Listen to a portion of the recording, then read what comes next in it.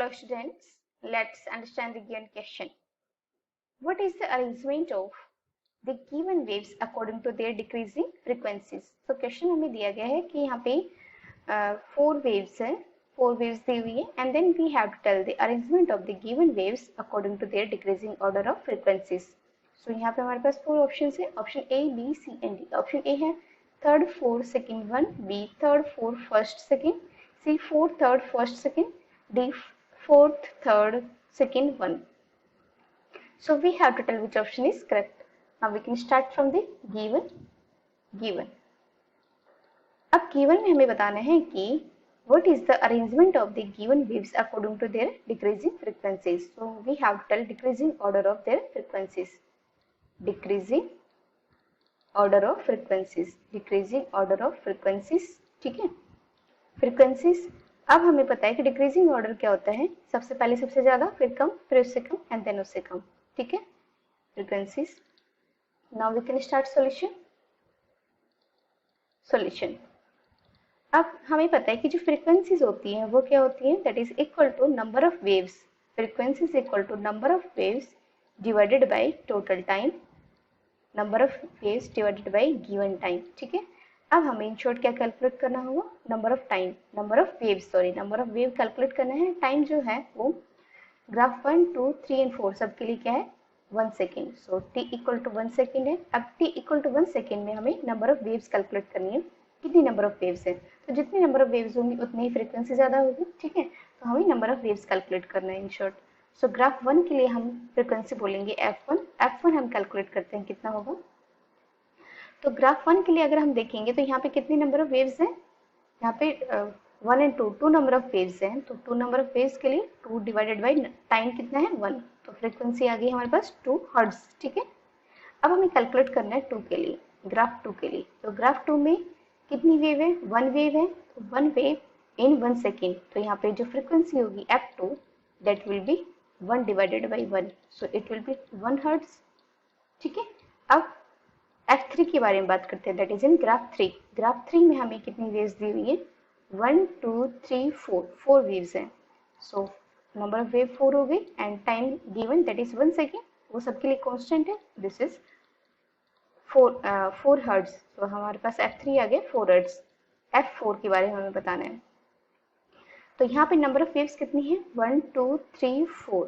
यहाँ पे number of waves है 4 and this is half wave. So this will be 4.5 divided by 1. So जो frequency होगी fourth case में दैट विल बी 4.5 हर्ट्ज. ठीक है, अब हमें बताना है डिक्रीजिंग ऑर्डर. डिक्रीजिंग ऑर्डर का मतलब है कि सबसे पहले सबसे ज्यादा फ्रीक्वेंसी किसका है, f4. ठीक है, उसके बाद किसका है, f4 के बाद कौन सा फ्रीक्वेंसी है, that is 4, that is f3. So f4 के बाद है f3 एंड उसके बाद है f1 एंड देन उसके बाद है f2 जिसका वैल्यू कितना है, 1 हर्ट्ज. ठीक है, सो we can say in the final answer that arrangement of the given waves according to their decreasing frequencies. ठीक है, तो ये ऑर्डर क्या हो जाएगा, सबसे पहले फोर्थ, क्योंकि फोर्थ का सबसे ज्यादा दैट इज 4.5. उसके बाद है थर्ड एंड देन उसके बाद है 1 एंड देन उसके बाद है 2. ठीक है, अब ऑप्शन रीड करते हैं कौन सा ऑप्शन करेक्ट है. ऑप्शन 1 में है थर्ड, फोर्थ, सेकेंड, 1. बी है third, fourth, first, 1. C fourth, third, first, second. D है 4, 3, 2, 1. सो हमारे पास आंसर क्या है, 4, 3, 2, first and second. So which answer is correct, that is option C. So we can say option C is the correct answer for this question. So we can say option C is the correct answer for this question. Option C is the correct answer for this question. अब इसके ऊपर दोबारा देख लेते हैं हमने कैसे calculate किया. हमें बताना था ऑर्डर ऑफ द फ्रीक्वेंसीज. सो हमें पता है कि फ्रीक्वेंसी क्या होती है, number of waves divided by total time. तो जो टाइम गिवन है वो चारों ग्राफ्स के लिए इक्वल है, दैट इज 1 सेकेंड. तो 1 सेकेंड में कितनी नंबर ऑफ वेव पास हो रही है वो हमें बताना है. सो यहाँ पे जब ग्राफ 1 में देखेंगे तो यहाँ पे नंबर ऑफ वेव्स कितनी है 1 एंड 2, तो 2 पिक्स है तो 2 नंबर ऑफ वेव्स होंगे। यहाँ पे 1 पिक है तो 1 नंबर ऑफ वेव है। यहाँ पे 1 2 3 4 4 पिक्स है तो नंबर ऑफ वेव्स कितनी होंगी 4।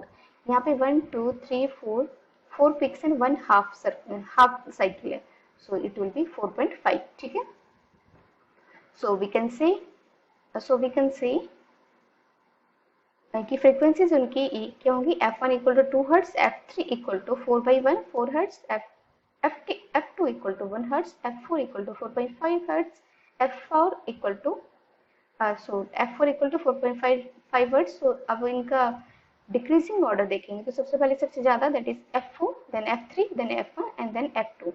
सो अरेंजमेंट क्या होगा, फर्स्ट सबसे पहले फोर्थ आएगा, then third, then first and then second. So according to option, कौन सा ऑप्शन करेक्ट हो गया, option C. So this is the solution for this question. I hope you understood the solution. Thank you.